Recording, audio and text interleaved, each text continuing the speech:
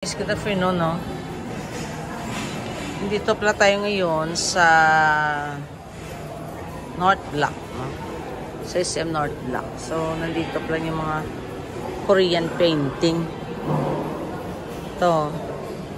Yan. Yung mga Korean painting. Ito for those who love sa mga Korean nga mga art, no? Yan mo. Yan. Korean. Ito yung fish, birds, chicken. Korean nga painting. Yan. Kamu lang makaintindi mga pintor, diba? Yan. Maintindihan nyo kung anong mga minsan kasi kung gumagawa tayo ng painting, ano yung sa isip lang natin, yun yung ginagawa natin, eh.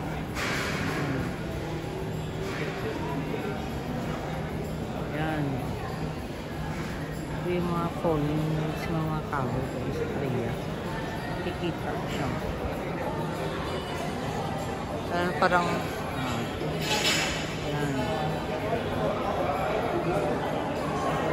gawa yan sa galing Korea ni Lee Yang-hee. Korean Traditional Exhibition yan. Focus natin. Makita niyo. Tapos back to back pala ito. Yan. Yan. So, the other side nila, meron din printing. Yan. Mga bulaklak. Bulaklak. Bulaklak. So, hair. Yan. Ewan ko kung ano yung ibig sabihin. Ganyan eh. Yan yung mga painter eh. Kahit ano lang maisip, yan yung gagawin. Diba? Ayan. Ayan o. Para makita mo yun. Doon yung mga hindi pupunta dito sa North Block, makikita niyo yung mga kaganapan nito. At saka nag-open na pala dyan yung yung matcha. 100% matcha. Napaka sarap kasi nakita ko green na green eh. Green. Dito tayo, aside. Iba-iba pa lang yung mga painting dito. Ano yung makikita? Painting yan. Paint.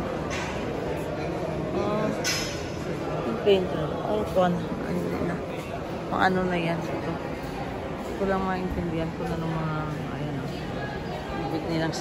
ang ibig nilang sabihin. Hindi ko maintindihan. Sa atin kasi yung ibig natin sabihin is pansit. Diba? Ano mga sa atin ito, kung ano siya? Yan o.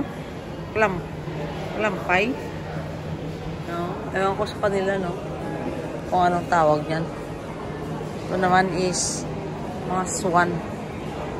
Ayan o, swan. Swan. Yes, kabila, be. Tingnan natin. Ito yung sa kabila niya.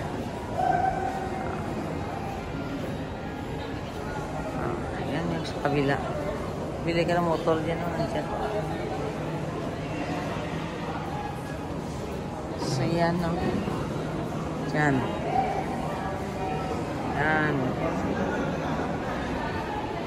Tapos doon pala guys, so nag-open na ngayon